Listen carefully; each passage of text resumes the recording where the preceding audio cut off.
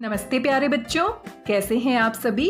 आशा करती हूँ आप सभी स्वस्थ हैं, सुरक्षित हैं और साथ में खुश होकर अपनी पढ़ाई कर रहे हैं। आज के इस वीडियो में हम हल करने वाले हैं हमारी हिंदी की कार्यपत्रिका क्रम संख्या 42A। आप सभी अच्छे से जानते हैं, सबसे ऊपर आपको अपनी हिंदी की कार्यपत्रिका को हल करने से पहले ये सभी जानकारी हिंदी में लिखनी है।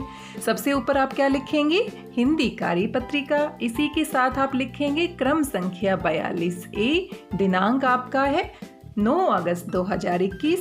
कक्षा आपकी है 5 और जो भी आपका सेक्शन है आप यहाँ पर लिखेंगे। विद्यार्थी का नाम यहाँ पर आपको अपना नाम लिखना है। शिक्षक या शिक्षिका का नाम यहाँ पर आपको अपने हिंदी के अध्यापक या हिंदी की अध्यापिका का नाम लिखना है। ये सभी जानकारियाँ लिखने के बाद आपको अपनी हिंदी कार्यपत्रिका के प्रश्नों को हल करना है। आइए देखते हैं आज की इस कार्यपत्रिका में कौन कौन से प्रश्न पूछे गए हैं। आइए आज हम कुछ नया सीखते हैं। संगीता अपनी सहेलियों के साथ प्रतिदिन शाम को खेलने जाती थी। एक दिन संगीता खेलकर घर वापस आई तो उसका अंग अंग ढीला पड़ गया। जैसे ही उसने देखा कि उसके मामा जी घर आए हैं और उसके लिए तोहफा लाए हैं तो उसकी खुशी का ठिकाना न रहा। यहाँ अंग अंग ढीला होना आप देख सकते हैं, लाल रंग से लिखा है। खुशी का ठिकाना न रहा, ये भी लाल रंग से लिखा है। और प्यारे बच्चों, इनको हम क्या कहते हैं? मुहावरे। जब हम अपनी बात को विशेष प्रकार से प्रभावशाली बनाते हुए कहते हैं तो हम मुहावरों का प्रयोग करते हैं। यहाँ अंग अंग ढीला होना यानी कि बहुत थक जाना। अब संगीता खेलकर घर वापस आई तो वह बहुत थक गई थी, हम ये भी कह सकते थे, लेकिन हमने अपनी बात को विशेष बनाने के लिए बहुत थक गई थी उसके स्थान पर प्रयोग किया, उसका अंग अंग ढीला पड़ गया। उसके मामा जी घर आए हैं और उसके लिए तोहफा लाए हैं तो वह बहुत खुश हो गई तोहफा देखकर। इसके स्थान पर हमने क्या प्रयोग किया? उसकी खुशी का ठिकाना न रहा। और उसकी खुशी का ठिकाना न रहा, ये भी हमारा मुहावरा है। इसका अर्थ होता है बहुत खुश होना। तो मुहावरों की यहाँ पर आप परिभाषा देख सकते हैं। जब कोई वाक्यांश, पूरा का पूरा वाक्य नहीं होता, वाक्य का एक अंश होता है, छोटा सा टुकड़ा होता है या शब्दों का समूह होता है। आप देख सकते हैं कुछ शब्दों को मिलाकर वाक्य का अंश जब हम प्रयोग करते हैं ताकि हमारी भाषा प्रभावशाली दिखे, विशेष दिखे, तो वही हमारे मुहावरे बन जाते हैं। सामान्य अर्थ न देकर विशेष अर्थ व्यक्त करने लगते हैं तो उसे मुहावरा कहते हैं। तो ये हमारी मुहावरे की परिभाषा हो जाती है कि जब कोई वाक्यांश या शब्दों का समूह अपना साधारण अर्थ न देकर कोई विशेष अर्थ प्रकट करता है उसे हम क्या कहते हैं? मुहावरा कहते हैं। और जब हम अपनी रिमझिम के पाठों को पढ़ते हैं तो आपने देखा है कितने सारे मुहावरे आते हैं बीच बीच में और उनको हम अच्छे से समझते हुए चलते हैं। तो ये कार्यपत्रिका बड़ी आसानी से आप हल कर लेंगे क्योंकि मुहावरे आप अच्छे से जानते हैं, पिछली कक्षाओं में भी आपने पढ़े हैं। आइए पहला प्रश्न देखते हैं। और पहले प्रश्न में आप देख सकते हैं, दिए गए चित्रों को देखकर अनुमान लगाइए और सही मुहावरे से मिलान कीजिए। तो ये तो बड़ा ही आसान सा प्रश्न है। अब यहाँ पर एक चूहा आप देख पा रहे हैं और ये जो है इसको बड़ी भूख लगी है, ये अपने पेट को पकड़कर खाने के बारे में सोच रहा है। तो ऐसा कुछ मुहावरा आपको नजर आ रहा है जो इन चित्रों से मेल खाता हो? बिल्कुल, आप देख सकते हैं पेट में चूहे कूदना। जब आपको बहुत भूख लगती है तो पेट में ऐसे लगता है चूहे कूद रहे हैं, इसीलिए हम मुहावरा प्रयोग करते हैं पेट में चूहे कूदना। जब आपको बहुत भूख लगे तो आप अपनी मम्मी से जाकर कह सकते हैं, मम्मी आज तो मेरे पेट में चूहे कूद रहे हैं, जल्दी से कुछ खाने को दे दो। इस तरह से आप जो बात कहेंगे वो ज्यादा प्रभावशाली और अच्छी लगेगी। दूसरे चित्र में एक सितारा है, तारा है, आप देख सकते हैं, और एक आंखों का चित्र बनाया गया है। अब आंखें और तारे, इससे मिलता जुलता हमारा मुहावरा बन जाता है आंखों का तारा। आंखों का तारा होना यानी कि बहुत प्यारा होना। और सभी बच्चे अपने माता पिता की आंखों के तारे होते हैं, तो आपकी मम्मी आपसे कह सकती है कि तुम तो मेरी आंखों के तारे हो। इसी प्रकार से तीसरे चित्र में आप पैर देख सकते हैं और यहाँ पर आप जमीन देख सकते हैं। एक चित्र बनाया गया है और इस तरह का जो मुहावरा है वो क्या हो सकता है? जमीन पर पैर ने पड़ना। कि पैर तो हम जमीन पे रख के ही चलते हैं, लेकिन जब हम बहुत ज़्यादा खुश हो जाते हैं, जब हमारे साथ कुछ ऐसा होता है कि हम बहुत खुश हो जाते हैं तो हम कहते हैं जमीन पर पैर भी नहीं पड़ रहे हैं। मान लीजिए आपको अपनी मनपसंद कोई वस्तु मिल जाती है जिसका सपना आप हर रोज देखते हैं, उसके मिलने के बाद आपको लगता है आपके पैर जमीन पर नहीं पड़ रहे हैं। तो इस तरह से इस पहले प्रश्न को आप अपनी कॉपी में हल करेंगे। ये सुंदर सुंदर चित्र आप बनाएंगे और साथ में मुहावरा लिखकर आप इनका मिलान करेंगे। आइए अगला प्रश्न देख लेते हैं। प्रश्न संख्या 2 आप देख सकते हैं। निम्नलिखित मुहावरों के अर्थ लिखकर वाक्य बनाइए। तो यहाँ पर कुछ आपको मुहावरे दिए गए हैं, आपने इनके अर्थ भी लिखने हैं और वाक्य में प्रयोग भी करना है। सबसे पहला हमारा मुहावरा है चिकना घड़ा। और जो चिकना घड़ा होता है ना, उसके ऊपर किसी बात का कोई फर्क ही नहीं पड़ता। उसको कितना भी डांट लो, कितना भी कुछ बुरा भला कह लो, वो अपनी मनमर्जी ही करता है। हम ऐसे व्यक्ति को क्या कहते हैं? निर्लज कहते हैं। तो चिकना घड़ा होना यानी कि बेशरम होना भी हम कह सकते हैं और निर्लज होना भी हम कह सकते हैं। निर्लज, जिसको शर्म नहीं आती, जिसको लज्जा नहीं आती, या फिर हम बेशरम होना भी कह सकते हैं। तो ये इसका क्या होगा? अर्थ होगा बेशरम होना। चिकना घड़ा होना यानी कि निर्लज होना, बेशरम होना। और इसका वाक्य में प्रयोग भी करना है। आप इस तरह से कर सकते हैं, मोहन तो चिकना घड़ा है, कुछ भी बोलो वह सुनता ही नहीं है।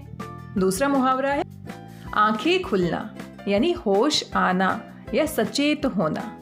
इस तरह से आप इसका वाक्य प्रयोग कर सकते हैं। जिंदगी में ठोकरें खाने से ही इंसान की आंखें खुलती है।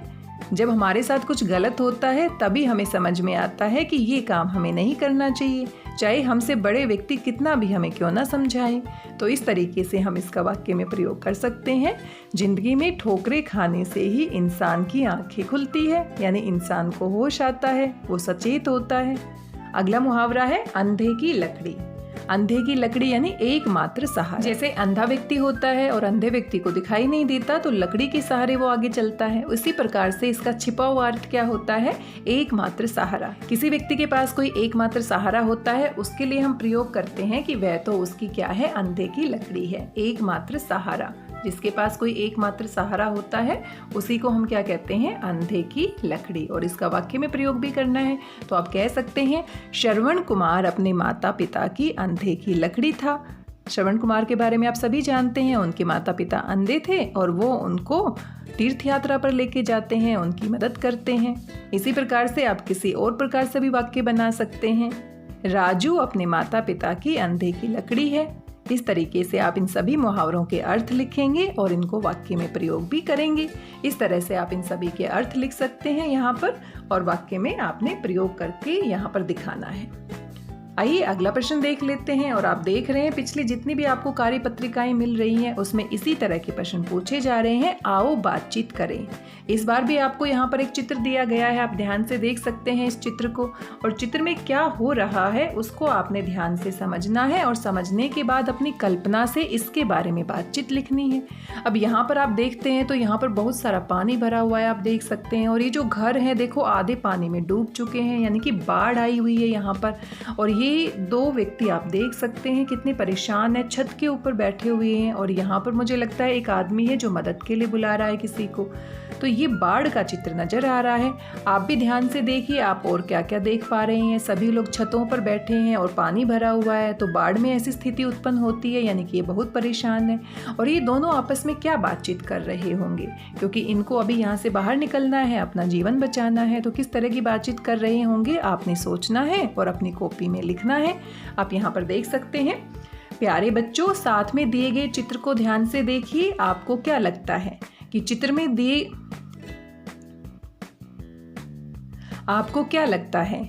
में दिख रहे व्यक्ति क्या बात कर रहे होंगे? अनुमान लगाकर उनके संवाद को ही हम क्या कहते हैं? बातचीत कहते हैं। कुछ जोर जोर से बोलिए और अपनी कॉपी में लिखिए। तो आपने अपनी कॉपी में इनको बोल बोल कर लिखना है कि किस तरह से ये दुखी हैं, परेशान है और क्या क्या बातें कर रहे हैं। आज की इस कार्य पत्रिका में बस इतने ही प्रश्न थे। सभी प्रश्नों को आपने अपनी कॉपी में हल करना है, लिखना है। आगे आप देख सकते हैं आपके माता पिता के लिए सुझाव भी हैं, आपके शिक्षक या शिक्षिका के लिए भी सुझाव हैं। तो हम बातचीत कर रहे हैं अपनी कार्य पत्रिका के बारे में कि किस तरह से हमें इन प्रश्नों को हल करना है। और माता पिता के लिए सुझाव हैं, अभिभावकों के लिए सुझाव हैं। बच्चों को घर आए अतिथि का उत्साहपूर्वक आदर सत्कार करने के लिए प्रेरित करें। अतिथि कौन होता है? मेहमान होता है। हमें अपने घर आए हुए मेहमानों का खुश होकर उत्साहपूर्वक आदर सत्कार करना चाहिए, उनका वेलकम करना चाहिए, स्वागत करना चाहिए। और आप करते भी होंगे जब आपके घर में कोई मेहमान आता है। अब मान लीजिए मैं आपके घर आने वाली हूँ, तो क्या आप मेरा स्वागत नहीं करेंगे? बिल्कुल करेंगे। तो इसी तरीके से हर किसी व्यक्ति का हमें सम्मान करना चाहिए और ख़ास तौर पर जो अतिथि हमारे घर आते हैं उनका तो हमें आदर सत्कार करना चाहिए। आज की इस कार्यपत्रिका में बस इतना ही है। तो बच्चों, आपको कार्यपत्रिका मज़ेदार लगी न? अब झटपट बताइए कि आज आपने क्या नया सीखा। तो आज आपने क्या नया सीखा है? मुहावरों के बारे में देखा है। मुहावरे पहले से ही आप जानते हैं, लेकिन आज हमने फिर से अभ्यास कर लिया है। जैसे कि अंग अंग ढीला होना यानी कि बहुत थक जाना, खुशी का ठिकाना न रहना यानी बहुत खुश हो जाना। आगे आप देख सकते हैं ज़मीन पर पैर न पड़ना यानी कि बहुत खुश होना, पेट में चूहे कूदना यानी बहुत भूख लगना, आँखों का तारा होना यानी कि बहुत प्यारा होना। और यहाँ पर भी आप देख सकते थे, हमने देखा चिकना घड़ा यानी बेशरम या निर्लज व्यक्ति के लिए प्रयोग करते हैं, आंखें खुलना यानी होश आना और अंधे की लकड़ी यानी एकमात्र सहारा।